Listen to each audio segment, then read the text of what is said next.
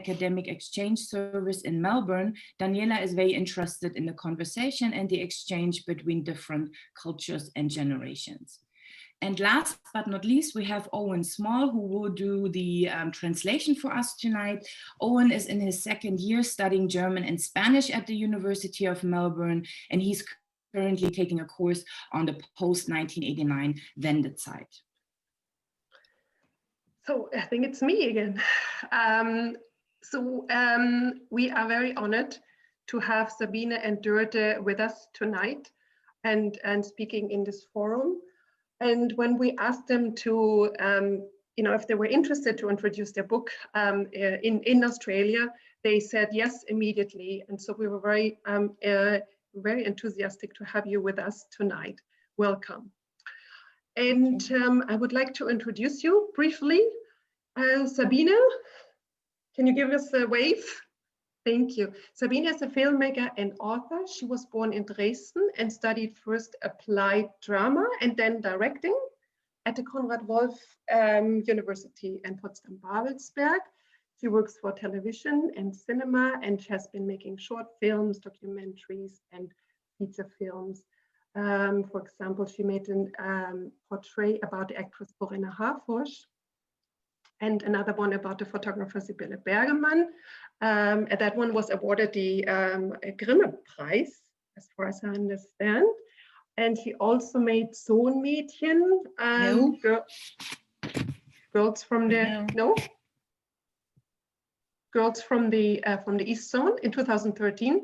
And this is a documentary that's concerned with women of her own generation. And for Montags in Dresden, Mondays in Dresden, a film that she finished in 2017, Sabine accompanied 3 individuals and participants in Pegida demonstrations. Then we have Dörte. Hello, Dörte. Dörte was born in Brandenburg and she studied journalism, history, and ethnology in Berlin. She's been working as an author and filmmaker since 2008. Dörte writes children's stories, children's books. She does documentary work, and she has a project with the German television. She made a feature-length documentary, Die Unberatenen, ein Wendekind-Porträt. And I translated this a bit freely, the unadvised portrait of a Wendekind in 2015. And Dörte is also very active in the network Third Generation East Germany. Dörte and Sabine, I deliberately did not translate the term Wendekind. What does it mean? What does it mean to you, and how important is it for your work? Well, you could translate the term Wendekind with children of change. And the word Wende came from the last Prime Minister, Egon Krenz. But I can say that the electoral elite in Germany was not happy for a very long time with the word because it does not slightly reflect the reality of those years after 1989. But now it's common sense. It's a public word to use Wende. So everybody uses this. It's a short word and everybody knows what it means. So we are also using Wendekinder. And it's always hard to generalize and to talk about generations because generations define themselves in separation to one another. But if we refer to the term Wendekinder, we mean children of change who have lived for the last years or who were children during the change. So that's for the explanation. Mhm.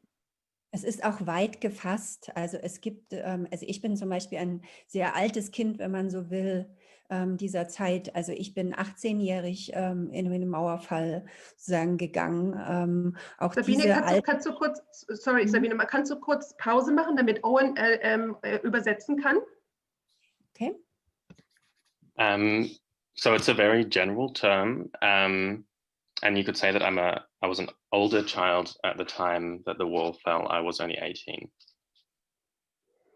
Ja, also nur als Hinzufügung, dass sozusagen in diesem Buch auch Kinder, sagen wir mal, meines Alters damals zum Beispiel zu Wort kommen. Also wir haben es sehr weit gefasst, diesen Begriff Wendekind. So in this book, there are children who are about the same age as me. So they were the same age as me at the time that the wall fell. In this case, in this sense, it's a quite a general term, and we'll be applying it generally. So the two of you would, you kind of identify with that. You are Wendekinder. Well, yes, I could say that. So Sabine, what about you? Ja, also Wende Jugendliche, also ne, es ist sozusagen, habe ich gerade versucht zu beschreiben, dass das eben ein sehr weiter Begriff ist und dass ich jetzt so von mir aus würde ich mich nicht als Wendekind beschreiben. Deswegen habe ich sozusagen auch zum Beispiel die dritte Generation Ost immer mit sehr, sehr großer Sympathie und einer großen Nähe auch empfunden, aber mich trotzdem auch immer eher sozusagen so als eine der Älteren auch empfunden, ja, die ja genau das Glück hatten, dass wir sozusagen losziehen konnten, dass wir nicht mehr in unseren Familien blieben nach dem Mauerfall. Ich meine, ich habe genau 18-jährig sozusagen... Pause, mach kurz Pause. Daran gewöhne ich mich noch. So I would say I'm not necessarily Wendekind, more of a Wende youth. And that's in the sense that it's quite a general term. It covers a lot of things. So I wouldn't necessarily define myself as that. In addition to that, I also feel quite a connection to people from this sort of third generation East. In that sense, I'm one of the older ones. Yeah. Okay, das war es im Prinzip auch, ne? Mm. Yeah, weil, I have to talk English, I also have to remember.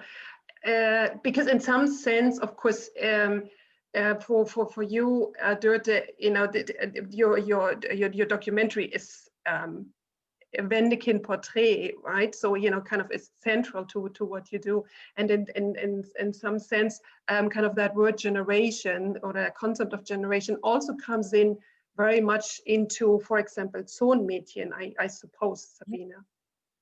Genau, es ist sehr fließend. Also tatsächlich ist Zonenmädchen auch ein wichtiger Impuls für mich gewesen, über Generationsgespräche nachzudenken. In dem Film erzähle ich ja die Geschichte meiner 4 Schulfreundinnen und meine eigene. Owen? So it's very fluid, the concept, and Zonenmädchen was an impulse to think about talking between generations. And in the film, we talk about the history of 4 friends of mine and also about my own history.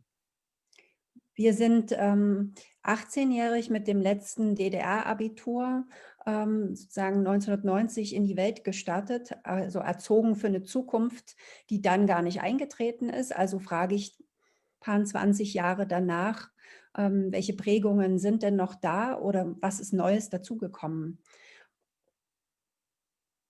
Und Owen? So we were 18 and we did the last so we were the last year to graduate from high school in East Germany. That means that we started in 1990 into a world and we hadn't really been prepared for that world. We'd been prepared for another world that didn't exist anymore. So we talked about what influence that had on us and what other influences came into our lives. Und für diesen Film habe ich auch versucht, mit den Eltern ins Gespräch zu kommen. Also jede von uns hat versucht, mit ihren Eltern sozusagen ins Gespräch zu kommen. Und das stellte sich als ausgesprochen schwierig heraus, sowohl in meiner Familie als auch in den Familien meiner Schulfreundinnen. Und bis dahin dachte ich immer noch, das wäre ein persönliches Problem, ein persönliches Phänomen. Und habe dann in den Vorführungen des Filmes festgestellt, dass ich auch dort sozusagen entweder den Eltern oder den Kindern gegenüberstand. Also auch da gab es sozusagen keine Kommunikation in den Familien oder weitestgehend keine.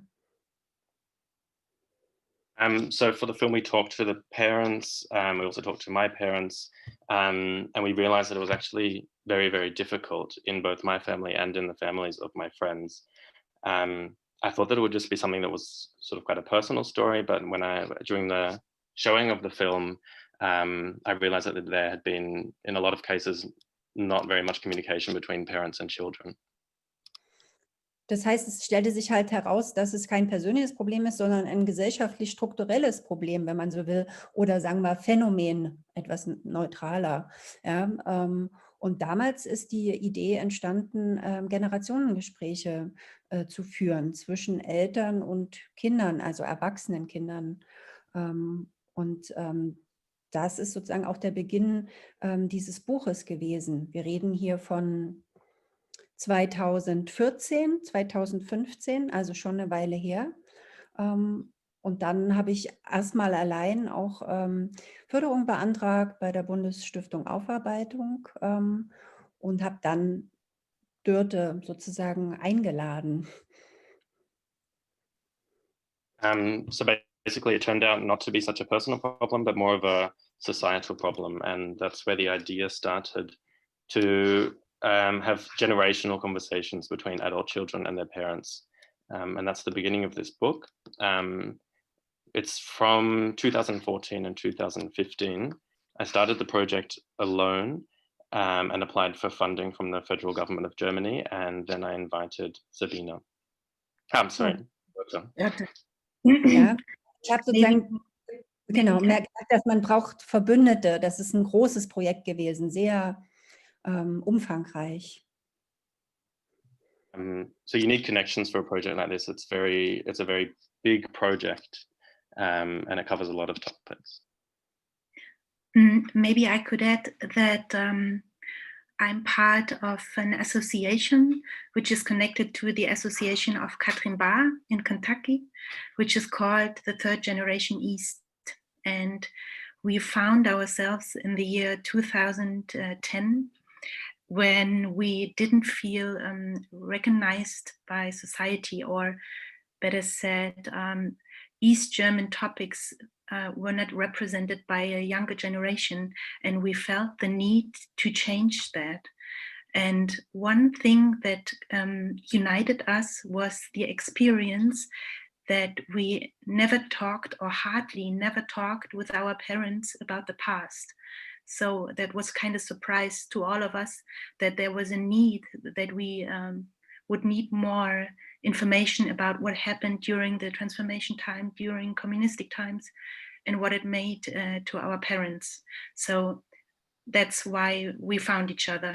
Sabine and I are working in different fields, worked in different fields, but under the same topic. Genau. So you basically already answered the second question we had. So I'm just going to dive right into the book. And for those who haven't read the book, the question would be, could you please introduce this here to us a little bit, what the concept is, and who are the people that you work with for this project? So the people you basically chose to give a story or a voice to. Yeah, let's go back to the term of the definition of the generation. So the Wendekinder, the so-called third generation East Germany, and their parents are called second generation East Germany. It's a generalization, but we use these terms to reflect issues in society. And Sabine met during her screenings mostly parents, women or men, who told her stories about their private life, and she felt, well, there is a need to talk and to have a conversation. But we always had the feeling that it's not easy to get in touch with each other. So we asked parents and children, Wendekinder, of East Germany to talk to each other. And we decided to sit right next to them while they are talking. And we wanted to give a very diverse overview on East German society. So we decided to look for families with a very different social and political background. So we have had to look that up. These are very specific words. We have for the parent generation, we have teachers, psychologists, secret service Stasi agents, former Stasi agents, a cleaning woman, people who work in construction, or a farmer.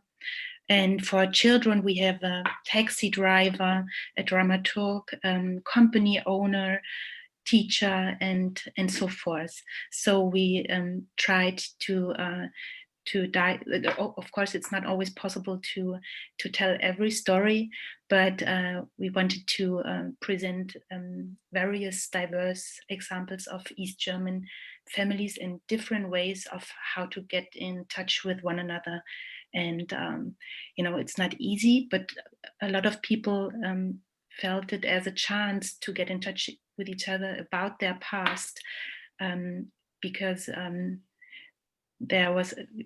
we have the feeling that families, especially the parent generation, always was looking into the future and never looked back.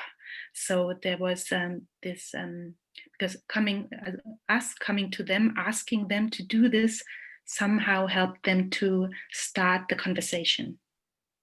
Ja, und war aber gleichzeitig eben auch eine große Herausforderung. Also wenn Absagen kamen, dann kamen sie aus der Elterngeneration und wir hatten einige Absagen. Also das gehört dazu, dass das Projekt auch relativ lange gedauert hat, dass wir halt schon lange auch gebraucht haben, bis wir diese 10 Gesprächspaare hatten. Also oft sind dann auch Absagen wirklich ganz kurz vor den Gesprächen gekommen. Und wenn sie kamen, dann kamen sie aus der Elterngeneration. Also Warte, Sabine, warte, kurz für Übersetzung. So it was a big challenge at the same time. And we realized that most of the rejections came from the generations of the parents. And there were quite a few of these, which meant that it took quite a long time to find 10 pairs that were willing to participate. And another challenge was that many of the rejections came just before we wanted to start the interview. And again, this was often from the generation of the parents. Das liegt ja auch, sagen wir mal, in der Natur der Sache. Also die Elterngeneration hatte natürlich sehr viel größere Herausforderungen in diesen Jahren auch sozusagen zu bewältigen. Also und im öffentlichen Diskurs sind ja immer eher auch die positiven Gefühle und die Zugewinne thematisiert worden und Gefühle wie Enttäuschung oder vielleicht auch Entfremdung oder Desillusionierung. Das war ja immer eher etwas, was sozusagen als, also im Zweifelsfalle als Jammer-Ossi, ist schwierig zu übersetzen vermutlich, aber bezeichnet wurde. And that's basically just because of the nature of this sort of topic. The parents' generation had to overcome bigger challenges at this time of reunification. And in the public discourse, it often focused on a lot of the positive feelings, feelings of disappointment or estrangement or disillusionment were often associated with the stereotype of the complaining East German or the bitter East German. But then Sabine, but then I have a follow-up question on that matter, because wouldn't that be an option to give a platform to actually go against the narrative of the so-called Jammer-Ossi? So what were the rejections? Like, why didn't they want to do this? Why didn't they want to participate? Das ist schon also dort spielt auf jeden Fall Scham eine große Rolle, wenn man so will. Also sozusagen Scham auch mit solchen Gefühlen sozusagen öffentlich zu werden. Ja?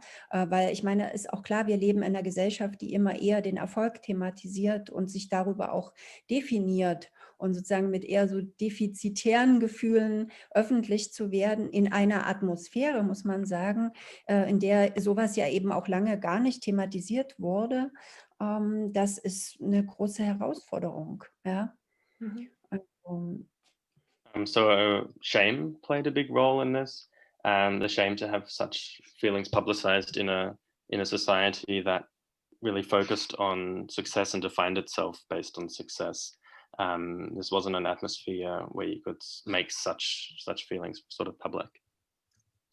Vielleicht gehen wir auch noch mal einen Schritt zurück. Also ich meine, wenn man sich anschaut, ostdeutsche Familien hatten eben eigentlich bis zur zweiten Hälfte der 90er Jahre eher damit zu tun, sozusagen finanziell und überhaupt ihre ganzen Leben sozusagen irgendwie wieder auf feste Beine zu stellen. Und als sie dann soweit waren, sozusagen auch in diesen Diskurs einzusteigen und darüber zu reflektieren, was mit ihnen geschehen war eigentlich, da waren halt sehr viele Narrative über den Osten und den Ossi schon gemacht und sie waren mehrheitlich eher westdeutsch besetzt. So basically, after reunification, East German families, it took them until the mid-90s to sort of financially get their families back into a secure position. And it wasn't until that point that they could really reflect on what had actually happened. And by that point, there were already a lot of narratives sort of established about the East and about the East Germans. And these were mainly influenced by a Western perspective. Can I ask a question? Yeah, Dörte, actually, I wanted to ask you.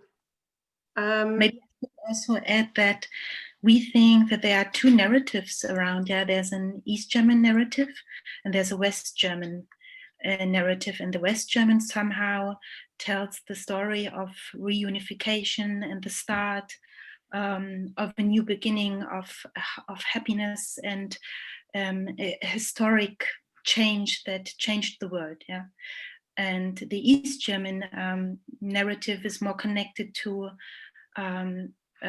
certain or very hard economic changes and challenges and unemployment and insecurity. And we have the feeling that these two narratives are not really, have not found a way to how to say, I don't know. To connect, to talk to each other, yeah. Yeah. Dörte, kind of follow up on this. You know, we talked about the Wende Kinder but it kind of this has kind of shifted into the direction of the parents more. So I have the feeling for this book that you are almost more engaged with what their parents have to say, and going even further back. That's right, because there's so much missing. I think it's our need and our feeling that these empty spaces in our recollection, in our mind, in our thinking, and our history need to be filled. And we always, or we often have the feeling that our knowledge about the past is somehow influenced by the way the media represented the transformation time, but this might not be the entire truth. And we have to ask ourselves why, let's say, an entire generation is not talking about the past. Something is wrong, yeah, in society if that happens. I know that's a generalization, but it goes down, it centers the core. Ja, und die andere Seite ist die gesellschaftliche Seite. Wenn man sich anschaut, wie sozusagen gesellschaftlich, was sich entwickelt hat in Deutschland, wenn man sich Wahlverhalten anschaut und sich über Wutbürger wundert, das spielt natürlich mit rein. Also sagen wir mal, die zweite Generation, die über bestimmte Dinge, wir wissen ja, Gefühle gehen nicht weg. Sie bleiben da, sie wirken im Untergrund und sie machen etwas mit unserer Gesellschaft und das kann man seit ein paar Jahren sehr genau sehen. Ja? And we could Entschuldigung. So the other side of this is the sort of societal side, and we can see that these feelings play a role in the societal development, in voting behavior, in the phenomenon of, angry citizens, and this comes out of the second generation, and we can see that these feelings don't go away, and they influence society, which is something that we've been able to see, especially in the last few years. And we have the idea, or we have the feeling that there's, Sabine always calls it a new East German self-confidence, that we need this new East German self-confidence to develop within the families a new dealing with the past. Because only if you know about yourself, if you know about your past, you can create your own or new future and bring yourself, become visible in society. And we think that has not happened until now. It still starts, you know. We cannot, of course, we cannot speak for all of the East German families, and there are a lot of families who have a very good communication process about past, present, and future. But what our experience is that there's a lot of conversation still needed to reflect your family history. Und ich finde immer ganz wichtig, dass man auch noch einen Schritt weiter geht, dass wir ja eigentlich wollen und auch können, als Ostdeutsche mit einer sozusagen Erfahrung von 2 Gesellschaftssystemen, finde ich, könnten wir eigentlich auch noch viel mehr uns einbringen. Auch, sagen wir mal, in so eine, ja, wie will ich nennen, so eine Sinnkrise auch des kapitalistischen Systems, was wir ja gerade sozusagen weltweit erleben. Da haben eigentlich Ostdeutsche auch gute sozusagen Ressourcen einzubringen mit ihren Erfahrungen aus einer anderen Gesellschaftsordnung. Ja? Also all das geht uns auch ein Stück weit verloren. Ja?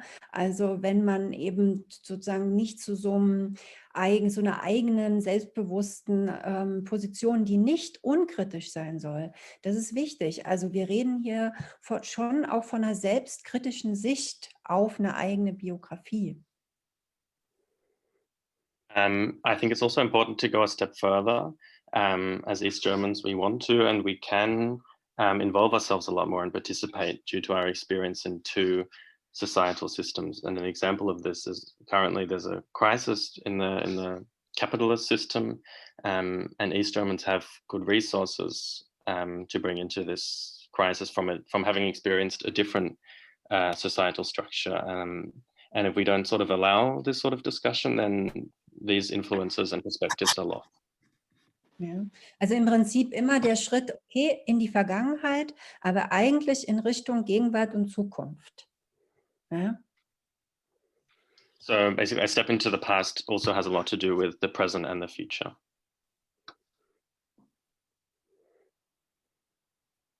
Do you want to tell us a little bit about some encounters that you had with your kind of these generations, which were some that you left you a bit maybe, I don't know, with more to think about afterwards, things that you have not thought about before, some kind of these lucky accidents sometimes that you have when you also do documentary, things that you know have learned and realized that you have not known before.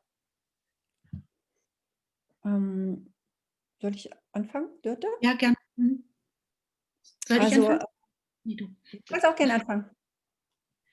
Well, one encounter that struck me, let's say, was the gathering of a family, like a woman who works as a Immobilienmakler. How is that translated? Could you help me? State agent. State agent, and one of her sons is working for the federal police, and the other one is a taxi driver. And I didn't know what would happen when they met them, and they sympathized a lot with the citizens of the former Reich, Weimar Republic, and denied the state of Germany as it is. And that kind of shocked me because I never met people like this before. It was the first time.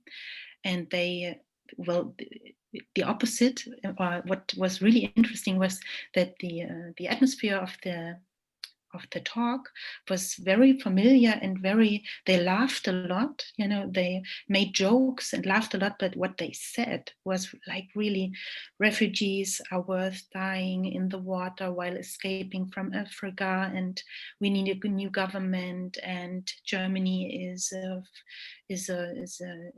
not a state, and then total skepticism about democracy.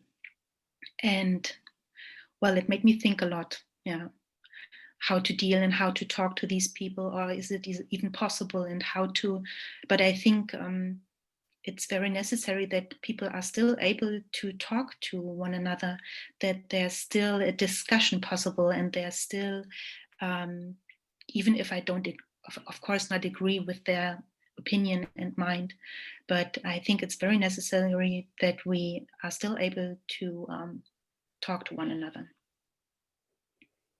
Ja, das konnte ich auch nicht wissen. Das war eine Frau, die ich während so einer Zonenmädchen-Vorführung auch kennengelernt habe. Genau, also das war wirklich nicht absehbar, dass das also so ein Gespräch werden würde. Für mich gesprochen, ich habe mich in den letzten Jahren viel auch, sagen wir mal, mit ostdeutschen Frauen beschäftigt, also der Rolle einer ostdeutschen Frau sozusagen in der Gesellschaft. Was hat sie eingebracht, auch, sagen wir mal, nach dem Mauerfall? Ich finde ja immer, die ostdeutsche Frau ist so ein bisschen was wie die Erfolgsgeschichte, auch wenn man so will, mit einem kleinen Augenzwinkern, vielleicht der Wiedervereinigung, die ja in der sozusagen die BAD auch ein Stück weit verändert hat. Kurz Stopp, damit Owen jetzt Chance hat zu übersetzen. So for me, especially, I've focused on, in the last few years, on East German women. What did they contribute in society? And after the fall of the Berlin Wall as well. In some ways, you could say it's the success story of reunification, the East German woman. Und auch hier ist immer wieder schön, dass sozusagen hinter dem ersten Blick sich immer noch sozusagen die nächsten Ebenen öffnen, wenn man anfängt, sich damit zu beschäftigen. Also das heißt, ich spreche jetzt von einem Gespräch einer mittlerweile pensionierten Lehrerin, die alleinerziehend ihre Tochter großgezogen hat, und im Laufe des Gesprächs entblättert sich sozusagen eine große auch Überforderung der Frau. Also ich meine, sie hat voll berufstätig gearbeitet, ja, und hat versucht, irgendwie auch noch eine kranke Mutter und irgendwie zurechtzukommen. Und im Laufe des Gesprächs spitzt es sich zu und es kommt zur Sprache, dass sie sogar versucht hat, sich das Leben zu nehmen in so einem totalen Überforderungsmoment. So I think we need to look beyond sort of just what you can see on the surface and look a bit deeper. An example is I spoke to a single mother. She was a retired teacher. And during the conversation, we sort of found out that she had been feeling overwhelmed. She was a full-time mother. She had to look after, she was a full-time teacher, and a single mother had to look after her own mother who was unwell. And she told us how she had feelings of suicide and how she had to manage during this time.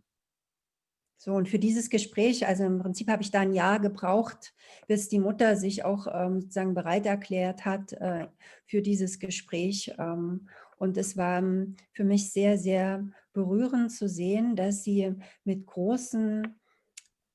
wirklich großen emotionalen Bewegungen es aber geschafft haben, dieses Gespräch miteinander zu Ende zu bringen. Also das war irgendwie, also das war etwas, was mich sehr berührt hat, wenn man so will. Ja. So basically, I needed a year, or she needed a year to sort of be prepared to have this conversation. And it was very moving for me to see that she managed to do it, despite all of these emotions. They managed to do it. And yeah, this was something that moved me a lot. Und um nochmal zum Thema zurückzukommen, dass eben die sozusagen ostdeutsche Frauen ja eine Menge an Selbstbewusstsein, an Selbstbestimmtheit, an allem Möglichen einbringen, aber dass sie sozusagen in der DDR wir es nicht mit einem feministischen Staat zu tun hatten, sondern dass Frauen dort einfach nur wahnsinnig 2-, 3- und 4-fach belastet waren. Also dass man es differenziert betrachten muss, ja? Dass damit einherging, dass Frauen sehr selbstbewusst und sozusagen ihre Selbstverwirklichung angestrebt haben, aber dass sie in der DDR eben auch einfach sehr, sehr wertvolle Arbeitskräfte waren. Also dass man es differenziert betrachtet. Ja? So back to the more general topic of East German women, I think they're very confident, self-reliant. East Germany wasn't a feminist state, they sort of had a lot of different burdens, and I think that's why we need to consider this more deeply, and consider these things, what the East German women contributed, what they dealt with.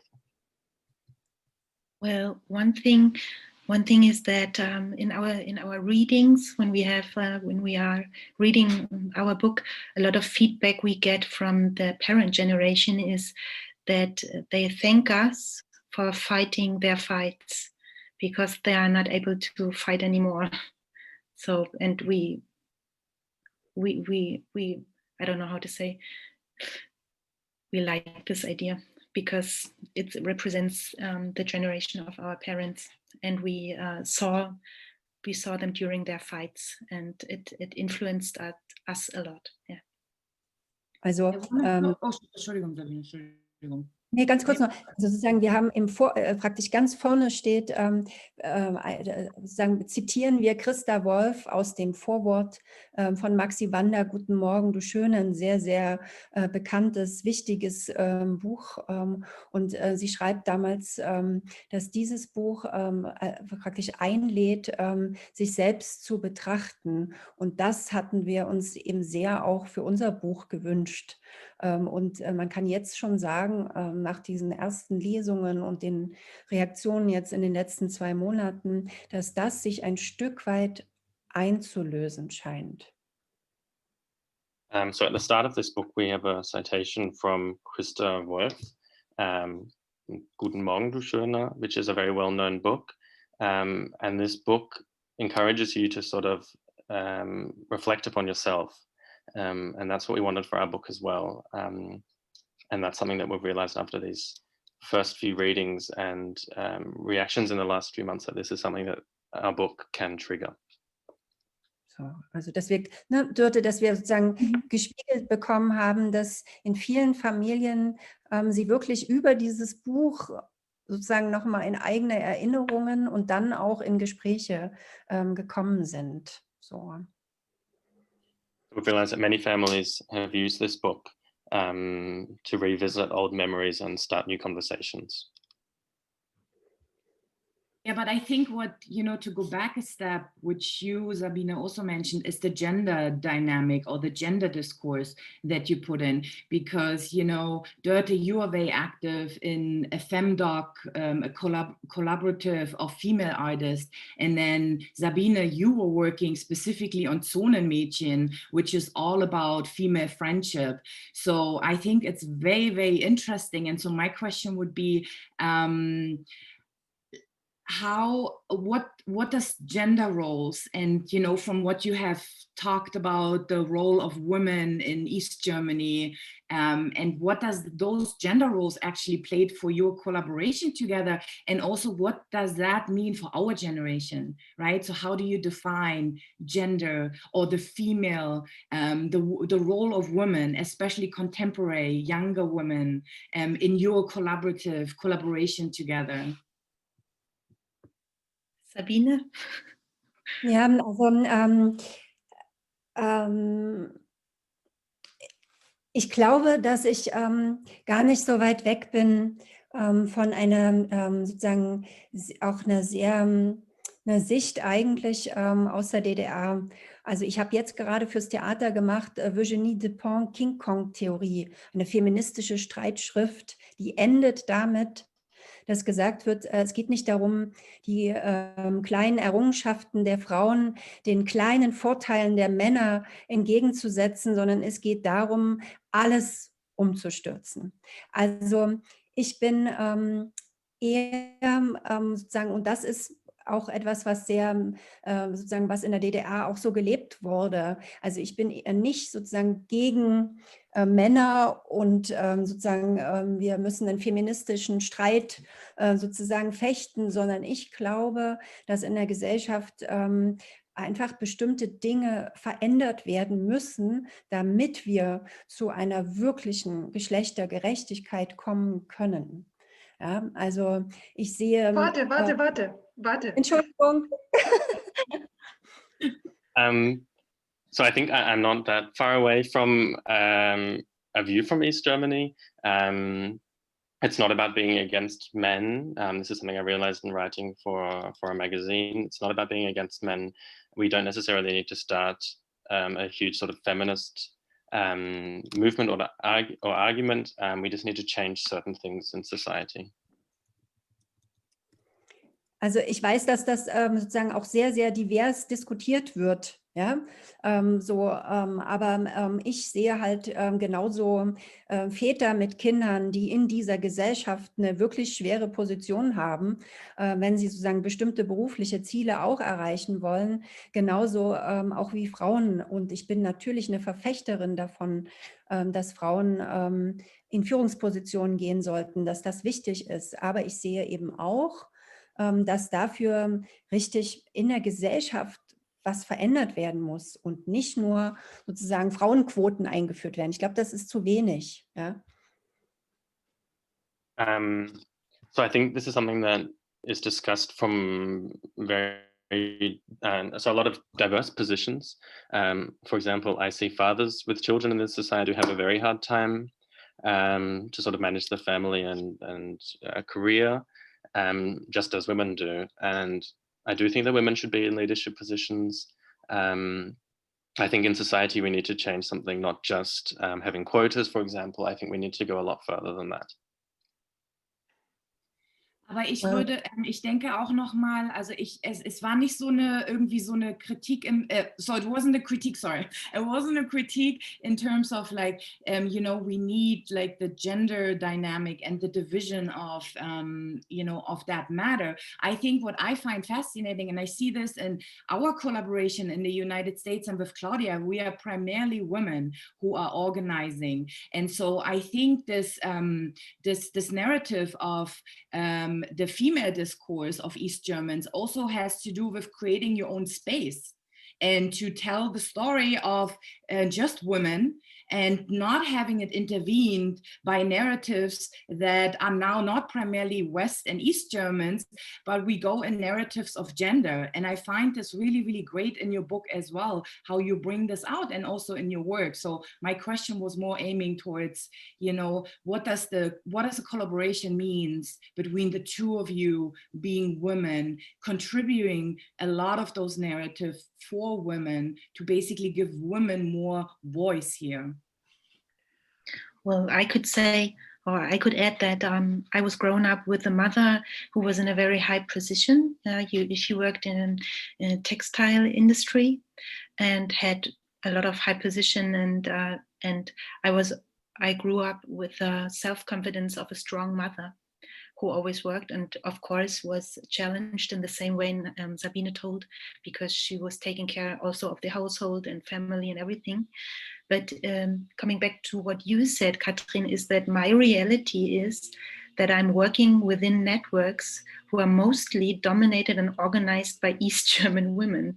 I don't know why that is, but it is. It's my reality. Yeah, and I don't have to deal with a lot of ego that stands in the way of organization, of organizational stuff. And for my part, it works very well. Yeah, and maybe it has something to do with our past. Maybe. Yeah. Ja, ganz I was sicher. thinking in relation to that, I was thinking, is this third generation East phenomenon a female one?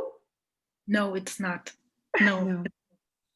We are a very diverse network, but I could not give you numbers. It's like 50 or 50%. I could not. It's a very diverse and very equal East German network. Mhm.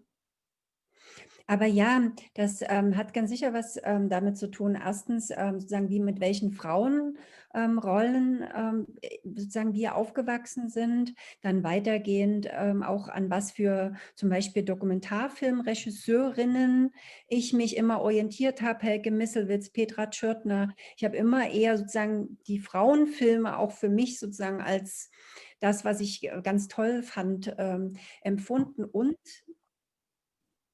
Own? So I think it definitely has something to do with that. It has to do with what sort of roles women had in society we grew up in.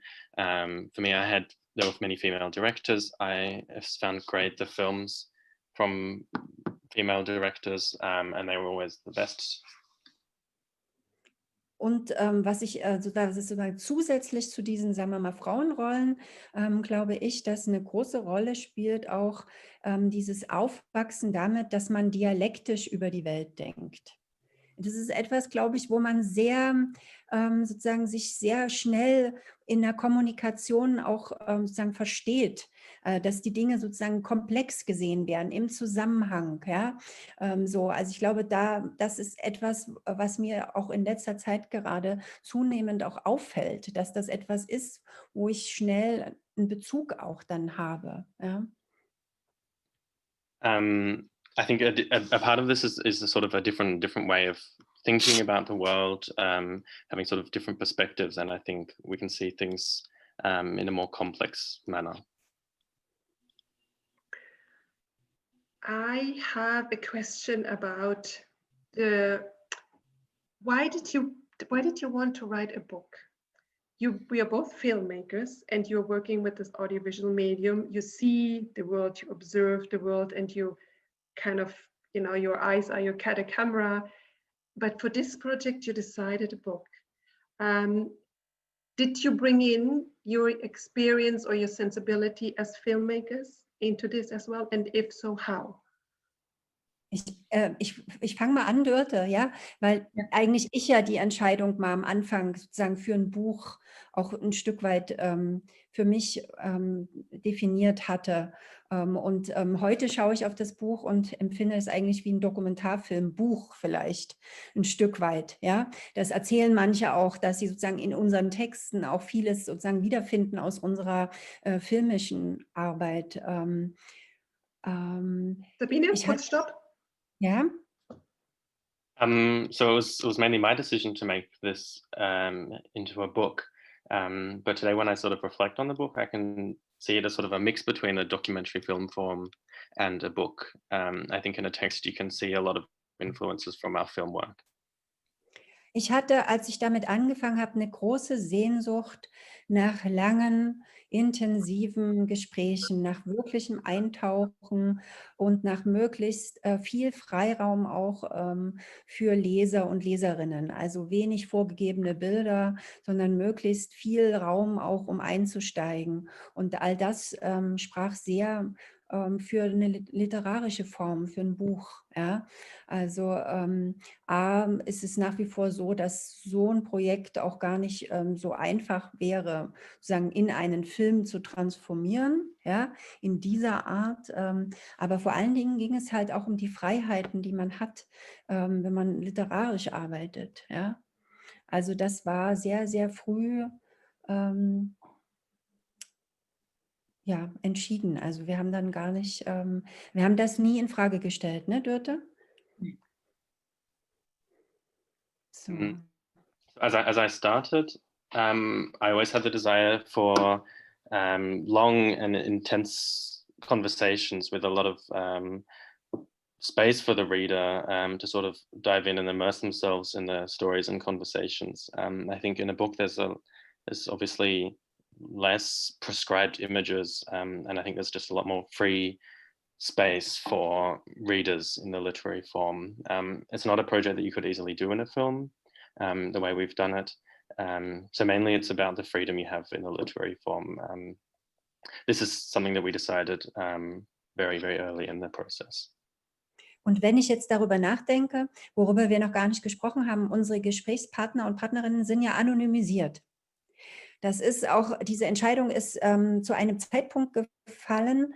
Also ich finde sozusagen, dass der Diskurs in den letzten Jahren schon zugenommen hat. Es sind tolle Bücher entstanden. Es sind andere Filme nochmal, also, aber zu dem Zeitpunkt, wo diese Entscheidung fiel, haben wir es eher auch mit so einer Atmosphäre zu tun gehabt, dass es wirklich schwierig war, Leute zu finden, die wirklich mit ihrer persönlichen Geschichte so offen umgehen wollten. Ja? Es war also auch ein Stück Schutzraum, dieses Buch. Ja? Also das ist jetzt, würde ich das anders sehen vielleicht und anders auch, würden wir anders vielleicht auch diskutieren. Es hat sich was getan im Diskurs. Aber damals war das, glaube ich, auch instinktiv ein Stück Schutzraum. When I think about it, a lot of our interviewers, also the interviewees are anonymous. This was decided at the time, but actually since then, the discourse has sort of increased a lot, and there's been many good books and films produced about this topic. But at the time when we made this decision, it was in an atmosphere where it was very hard to find people who were willing to speak openly about their stories, and doing it in the form of a book offered them a form of protection. So maybe now that there's been a lot more discourse on the topic, I might consider it differently. Maybe we could have a different kind of discourse, but at the time it was sort of an instinct for protection for the people who were willing to speak to us. I think the word feelings of shame we talked about earlier is quite a big deal, because like all the challenges the generation of the parents had to face during the 90s could have led into a feeling of self-confidence and of being proud, of finding new jobs and providing a better economical situation for yourself and your family. But somehow this did not happen for other families, because like the neglection of work certificates after 1989, by finding new positions in the new economic system, the neglection and the denial of the former GDR life led to a feeling of shame that they somehow had to, how to say, sich rechtfertigen müssen. Katrin, what does that mean? That they had to justify having lived in a GDR time. So that made it difficult, and that created these feelings of shame. So giving our conversation partners the chance to be anonymous opened the doors to have these conversations among the families.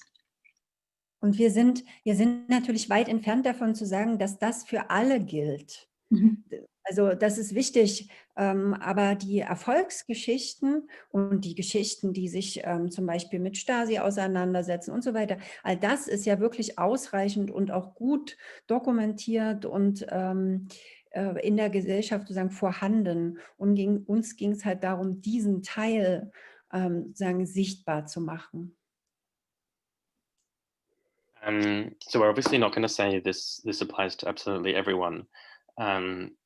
But the fact is the sort of success stories, as well as stories that deal with the Stasi, for example, are very often discussed and are well documented in society. So for us it was about sort of touching on a different perspective. I just wanted to add, because I think in some way I want to.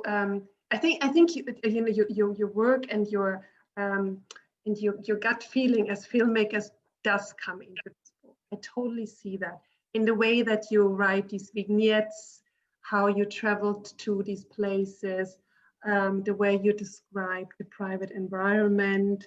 All of this are, you know, I kind of have that picture in my mind. You know, as you know, you also you receive this feedback, as you said, that people see this as a documentary that was written or something like that you just said. So that was really beautiful and very poetic. That you know, it's really kind of a complete story, and you even give that vision into the future. What is going to happen, or what happened after you left, and all of this, you know, is very visual in a way. And there's a lot going on. It's a very effective way of talking, and I really like that. Can I just show a couple of the photographs that you have in the book, maybe? And then Katrin, you go on, and I think we have maybe time for another 1 or 2 questions before we move on to the Q&A. I'll just share my screen briefly.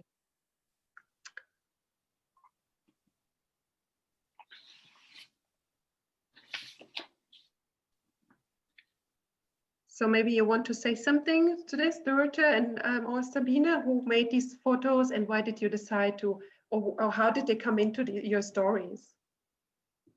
Ja, diese Fotos sind von Ute Mahler, eine der bekanntesten Fotografinnen, Ostfotografinnen, wenn man so will, der größten ostdeutschen Fotoagentur Ostkreuz, die ist ja mittlerweile international bekannt. Und Ute Mahler hat zu DDR-Zeiten über viele, viele Jahre, fast Jahrzehnte, in ihrem Zyklus Zusammenleben diese Fotos gemacht. Die sind vor 7 oder 8 Jahren publiziert worden als Buch, heißen Zusammenleben. Und ja, sie erzählen eben nochmal so auf einer anderen Ebene, geben sie den Geschichten so etwas hinzu. Ja? Also es war ja klar, wir werden keine Fotos von den Menschen haben und unseren Gesprächspartner, Partnerinnen. Sie erzählen nochmal so auf einer anderen Ebene vielleicht. So these photos are from Uta Mahler, the famous East German photographer, part of the biggest East German photo agency, which is called Ostkreuz, which is also now well known internationally. But in East Germany, over several decades, he took these photographs, which were published about 7 or 8 years ago in a book called Living Together. And I think these images tell the stories in a different way. They add something to them, because obviously we had no photos of our interviewees. Und das ist interessant, Katrin, es ist natürlich auch wieder eine Frau. Das ist, finde ich, interessant. Also das war ja genau. Also ja, auch das ist wieder der weibliche Blick auf das Zusammenleben. Ja? Also das ist interessant, tatsächlich. Da schließen sich die Kreise ein bisschen auch. And an interesting point is this is, again, a woman. And again, we can see this sort of female perspective.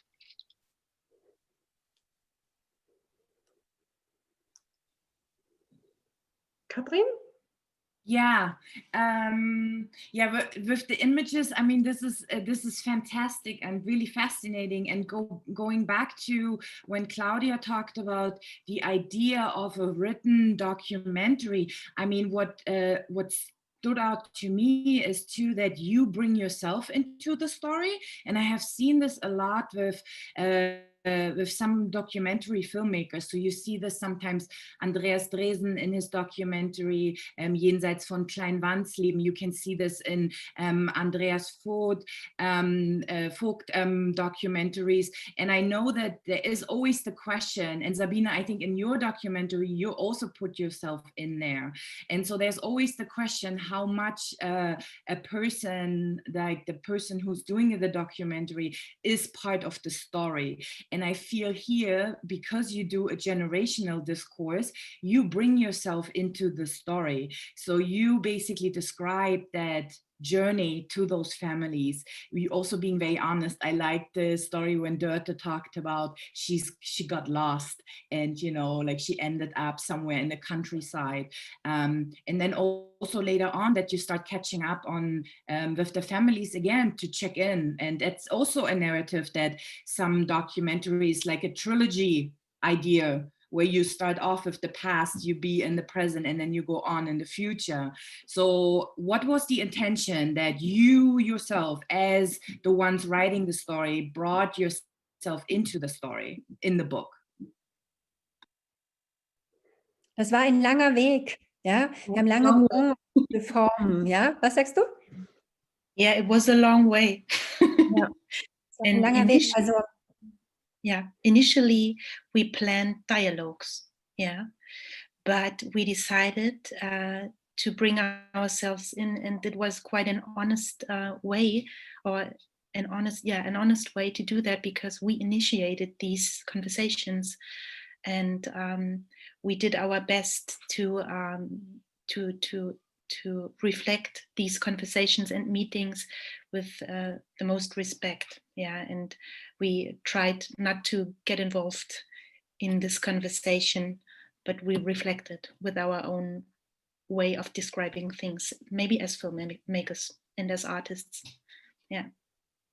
Damit ist es eben auch eine literarische oder mehr literarische Form geworden, ja, also was uns auch eine gewisse künstlerische Unabhängigkeit gegeben hat, was dann sich herausstellte, auch ein tolles Arbeiten war. Also dass wir auch ein Stück weit so rauskamen aus diesem puren minimalistischen Dokumentieren, sondern dass wir so einen persönlichen Blick mit einbringen konnten. Das hat sich dann eigentlich als sehr bereichernd auch für uns herausgestellt. So basically, it's a literary work, or it became a literary work, and I think this gave us a sort of sense of artistic independence, and it allowed us to sort of come out of the pure minimalistic form of documenting, and allowed us to add in our own personal view, which was a very enriching experience for us.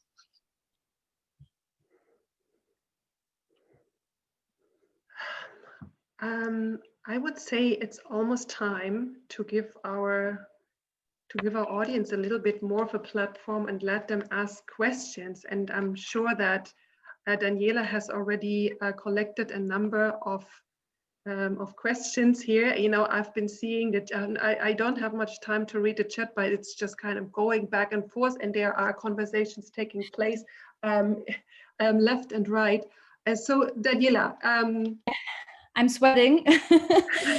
Yeah, I can give a short summary because there was really like a lot of going on in the chat already, but very interesting. So first of all, there has been an interesting discussion about the difficulties, especially of the parent generation in the GDR, to adapt to the big changes after the reunification, as they had to learn so many things that were foreign to them.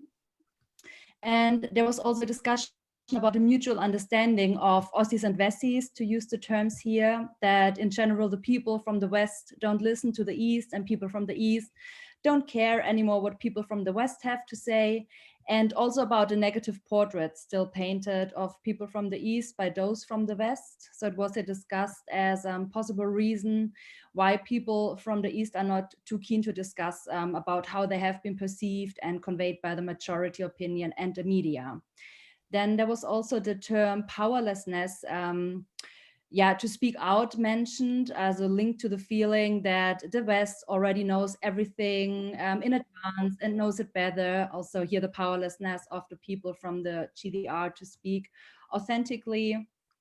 And it was also spoken of the division between the people of East and West, and the hope that this is not going to be transferred down to generations, which some here doubted and observed that the division had already been passed down to the younger generations in Germany. But what I found really interesting was that so people in Australia and the US are asked if they are from the East and the West, and also mentioned as if they are from the good side or from the bad side. That was mentioned. Which is which? Yeah. And well, there was one question which I can ask, or which I can read here, and then maybe we can discuss the before mentioned points as well. So Franziska König-Pastore had a question. She wanted to know if you could elaborate on the tendency of the parent generation to be reluctant to look back, while the younger generation is more open to look back. And then also where the differences between professions among the parent generation. I did not get the question, sorry, you have to repeat. What was the question? Ich kann kurz übersetzen. Also es schien so zu sein, dass die jüngere Generation es einfach leichter hatte, zurückzublicken. Und dass es einfach mehr Resistenz, mehr Widerstand gab in der älteren Generation mit den Eltern. Ja, und woher die Berufe haben Sie noch gefragt, ne? Also genau, was sind die Berufe von den Leuten? Also ich kann ja vielleicht mal anfangen. Wir haben es ja bei der Elterngeneration viel mit der sogenannten Kriegskindergeneration zu tun. Also sozusagen Menschen, die den Krieg erlebt haben, den Zweiten Weltkrieg, und dann sozusagen auch schon mal eine traumatisches Erlebnis hatten, ja, die auch erkannt haben, dass eben nach dem Zweiten Weltkrieg in der DDR bestimmte Dinge auch nicht ausgesprochen werden konnten. Ja, auch in diesem Bündnis mit der Sowjetunion sind ja sehr, sehr viele Aspekte auch von Geschichten, also auch speziell zum Beispiel in meiner Familie, konnten bestimmte Aspekte überhaupt nicht besprochen werden und wurden dann sozusagen so durch ein Leben mitgenommen. Und eigentlich hat sozusagen mit dem Mauerfall auch wie so ein zweites, sagen wir mal, es ist ziemlich drastisch ausgedrückt, aber es trifft es eigentlich gut, dass wie so ein zweites Trauma eigentlich gekommen ist, sozusagen, dass sie wieder bestimmte Dinge nicht thematisieren konnten. So we saw that the generation of the parents, you can call them Kriegskinder, so they're people that have experienced the Second World War, and they've already had a traumatic experience in their lives. And another factor is that after the Second World War, these things couldn't be discussed very openly in East Germany, which is obviously politically connected with the Soviet Union. In my family, for example, there were certain aspects of history that we weren't allowed to discuss at all. And these are things that we bring with us throughout our lives. And to put it dramatically, you could say that after the fall of the wall, there was a second trauma again. And again, there was this phenomenon of things that weren't allowed to be discussed.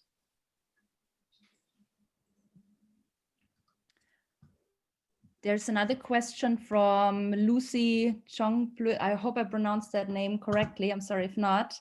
Yeah, so many Wendekinder now have their own children. Did you observe or do you have a sense of how these intergenerational conversations might be taking place with the next generation of young people? Well, that's a very interesting movement now going on, because like my generation, third generation East Germany, is mostly defined between born in 1975 and 1985 around. And now people of being born in the 90s, and they call themselves Nachwendekinder. How would you translate that? After children of change. Yeah. Children of change. Post-war children. Post what? Post-war children.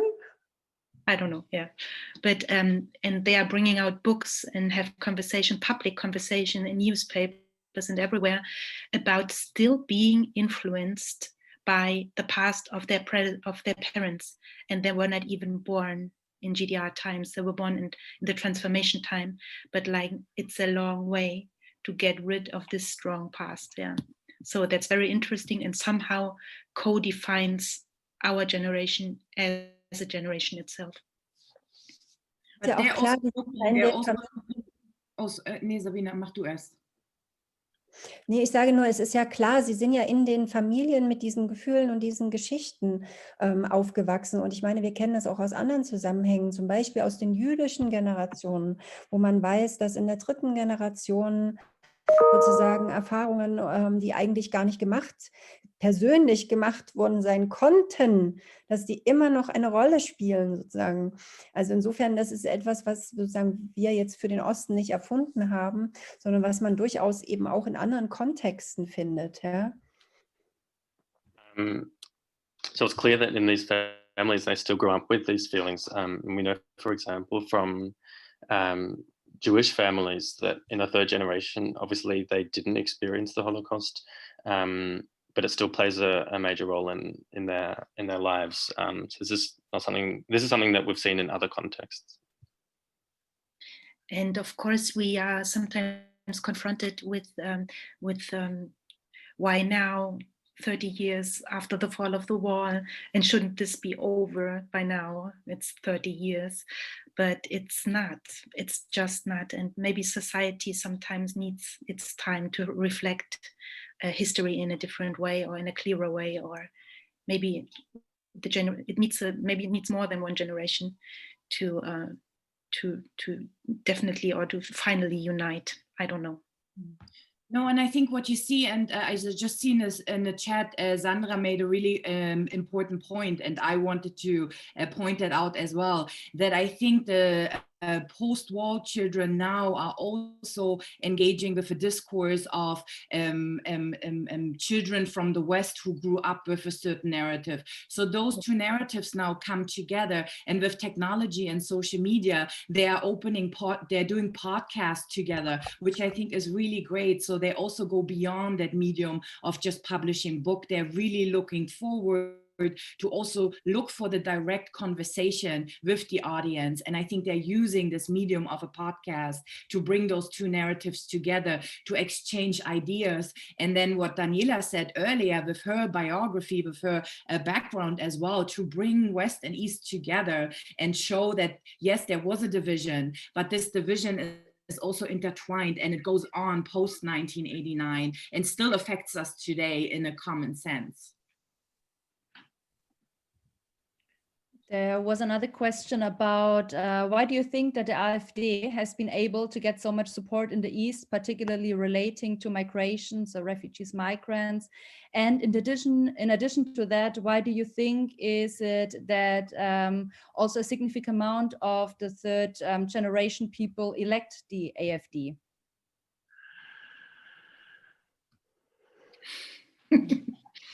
Sabine?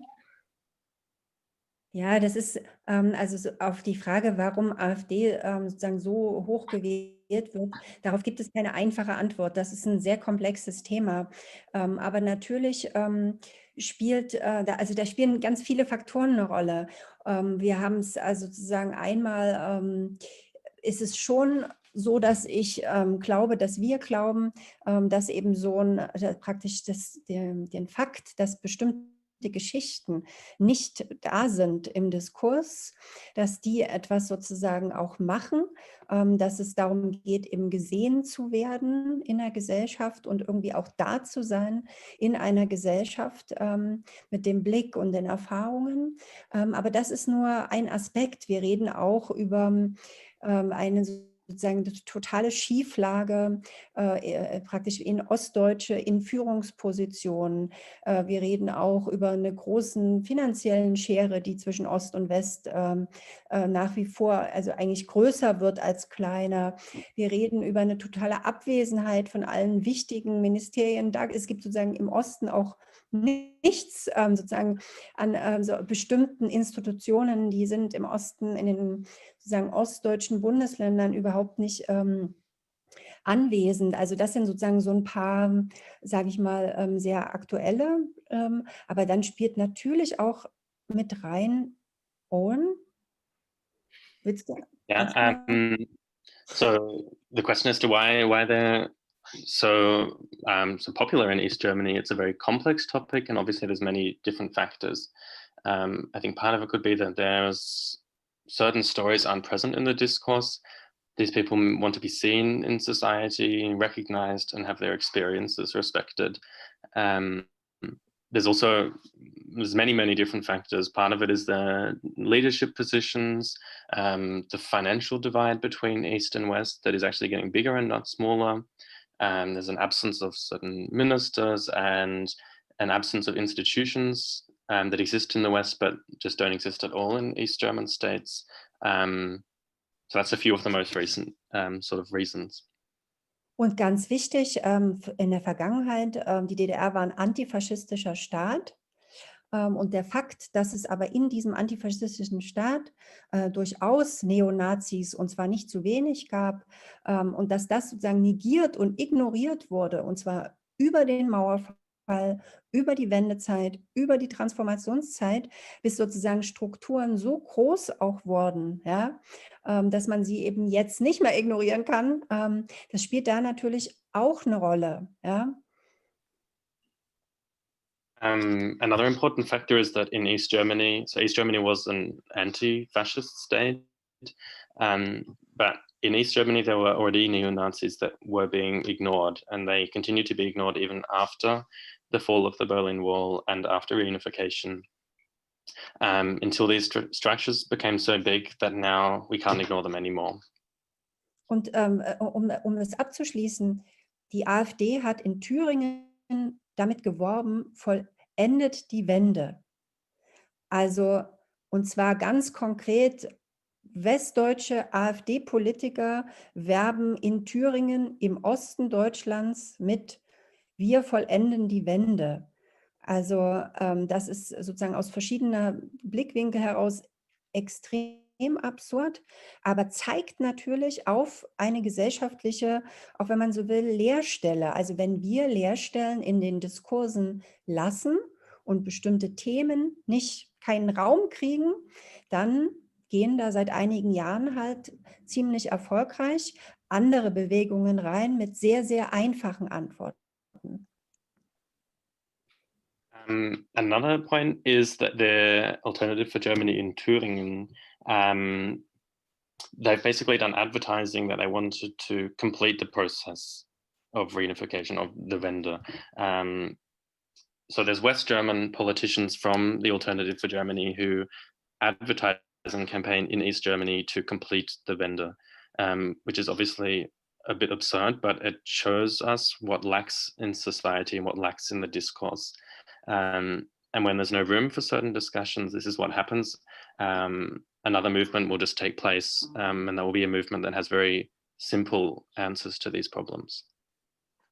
But that also has to do with the political setup, because when you look at how the Linke, the so-called follow-up party of the SED, how the Linke is or PDS, how the Linke is treated in the Bundestag and constantly neglected, and basically the CDU and SPD say we never want to work with them together. I think the alternative was the AfD for a lot of East Germans, because you have seen what Sabine mentioned with the neo-Nazis. The way how they conquered or went against the GDR system was very provocative. So they went back to the Nazi time, they were using Nazi symbols, and they knew they could provoke the state. So here we see a new discourse where you use this provocation by using Nazi slurs against migrants, refugees, to really stir up the political setup, what the Linke was not able to achieve. So they were pushed to the side, and a lot of voters went towards the AfD. Absolut. Ich habe mich ja Two more thoughts. And the democratization process in West Germany after the Second World War was connected with increasing of an economic success. And in East Germany, what's the opposite? Yeah, democratization process is connected with an downsizing of the economic and insecurity and unemployment. But you have to say that voting for the right-wing party is using democratic tools for these people to show their mistrust in this government. You have to accept this democratic tool. But there was one question for Sabine, I think, from Sandra. What means vollende die Wende, glaube ich, Sabine, was du denkst, was das bedeutet. Yeah.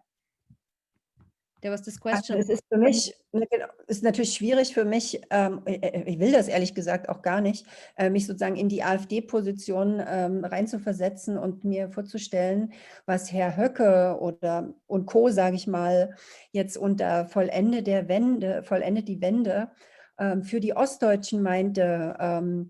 Weiß ich nicht, Ossiland First, oder was meinte er damit? Ich weiß es nicht.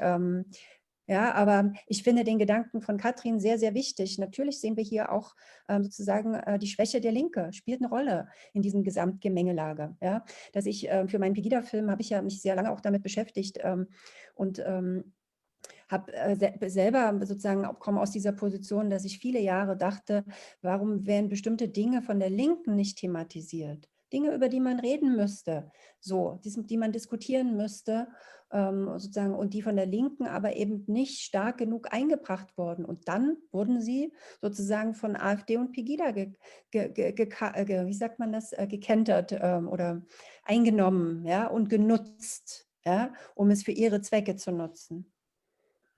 So I think in terms of what does it mean to complete the Wende, I don't want to imagine myself in the AfD and imagine what they're thinking. I think it could mean, for example, we want to put East Germany first, but I think Katrin's idea is very important. And it has to do with the fact that the left party, Die Linke, is very weak in Germany. And in the film I made about Pegida, I touched on this. And for many years, I wondered myself why certain topics that seem so present in society just weren't touched upon by the left party in Germany. They were sort of neglected, and now they've been sort of taken over by Pegida and by the Alternative for Germany Party. Ich sehe hier gerade die Frage, der Film heißt Montags in Dresden. Danke. But I think in English it's called Merkel Must Go, right? Ja, aber ich dachte, es wäre jemand aus Deutschland sozusagen, der das fragt. Aber ja, es gibt einen englischen Titel, Merkel Must Go, ja. So the film about Pegida is called in Germany, in English it's called Merkel Must Go. Daniela, I think we have time for maybe one more question. Are there any more questions? In the chat, it was also discussed that there's not only a divide between East and West, but also between the East and the East. So I just have troubles finding it now here. Ah, yeah. There was a huge divide amongst the Aussies, whether they liked or hated the old socialist regime. So I don't know if you want to comment on that.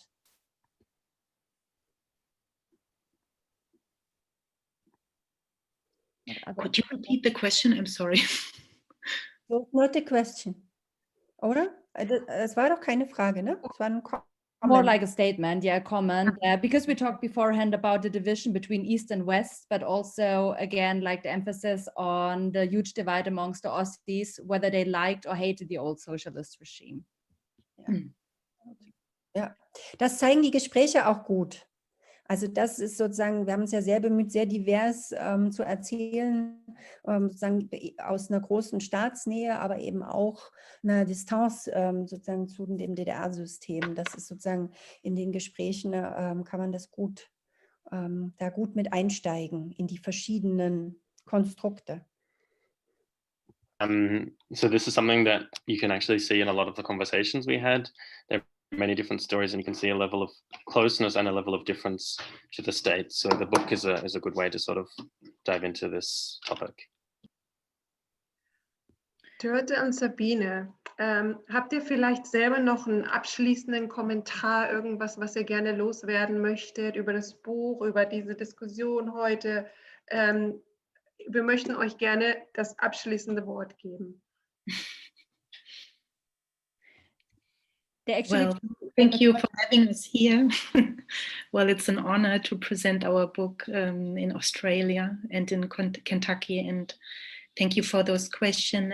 And for those who are able to read German, we would be delighted if you would read our book and give us feedback about it. And thank you very much for the invitation.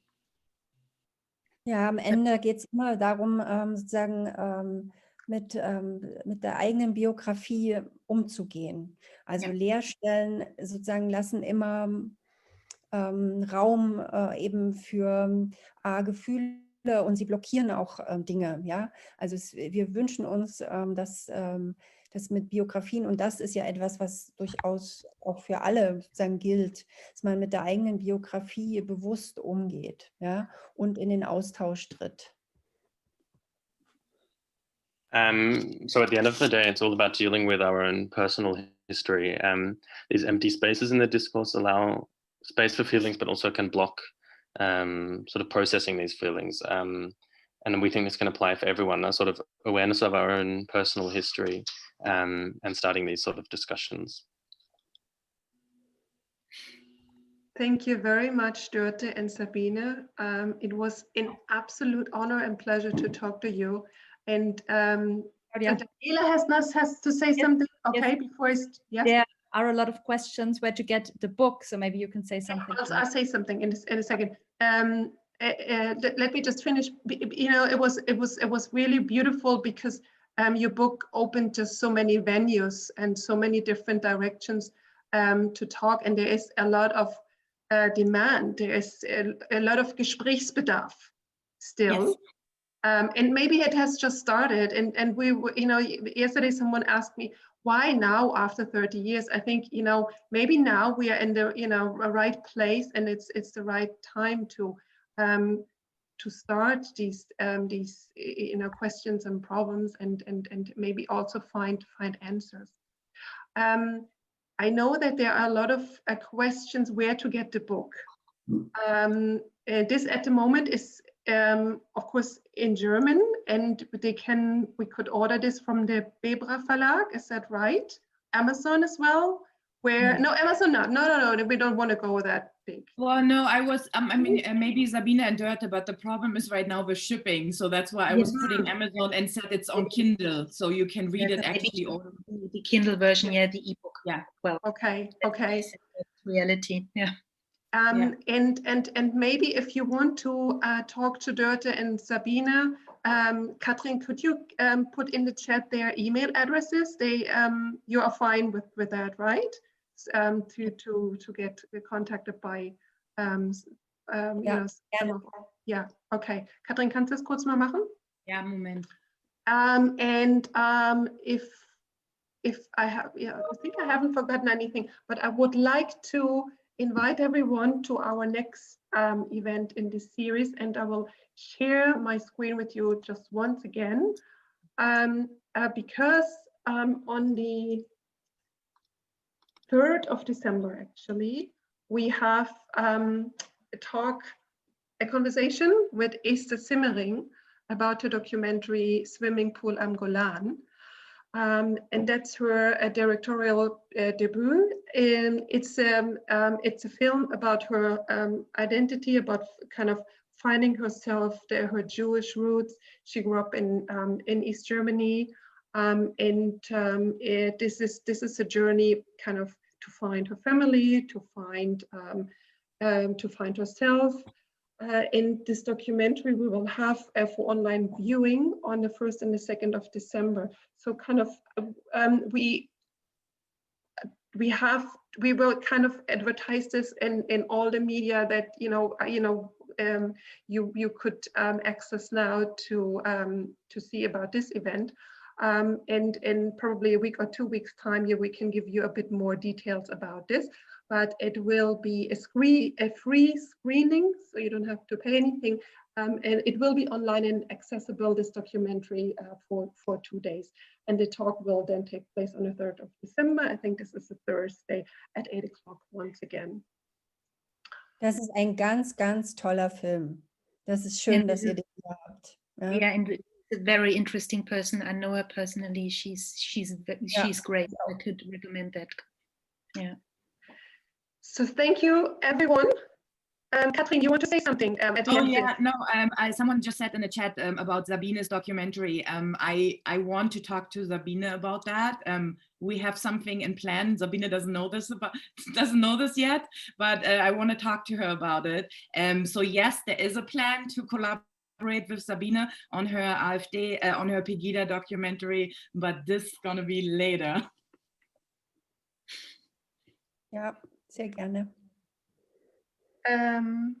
What's the question, Claudia? Could you online screen Sabine's documentary too? Yes, it's going to be in Australia. That's actually the plan to have it here. Yes, absolutely. Yeah, I will end this now. I think Daniela or I, we are kind of, we have the hand on the end now or not. Shall we do that? Yes. Thank you very much for coming. Thank you, everyone, so much. And hopefully next time we can have this in person. It was great to have you, and we wish you a good night or good morning. Ja. Bye bye. Bye. So much for having us. Yes, danke schön. Bye. Bleibt Bye, immer bye. noch drinne. Bleibt immer noch drinne. Ich kann nicht drin bleiben, da bleiben doch 1000 andere Leute drin. Nö, die gehen doch alle gerade raus. Da wird schon Recording aufgehört. Alles gut, dann mache ich das auch.